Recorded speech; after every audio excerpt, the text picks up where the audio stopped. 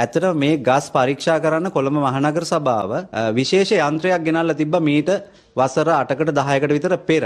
ඇත්තටම මේ යන්ත්‍රය පාවිච්චි කරේ නැහැ. ඒක කාගේ උවමනාවට ගෙනාවද කියන එක අපිටත් ප්‍රශ්නයක්.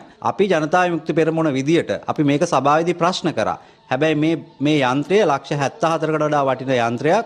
එය ඇත්තටම ගස් ස්කෑන් කරලා ගස්වල කොහොමද වයස ආයු කාලය කොහොමද ඒ වගේම ගස්වල තත්ත්වය කොහොමද කියලා නිරීක්ෂණය කරන්න පුළුවන් වටිනා යන්ත්‍රයක්.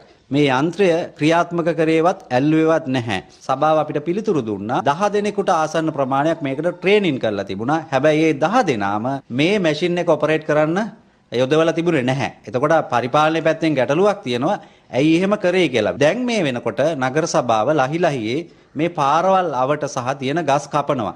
ඇත්තට අනතුරුදායක ගස් ඉවත් කරන්න ඕන. ගස් කැපුවට වැඩක් නැහැ.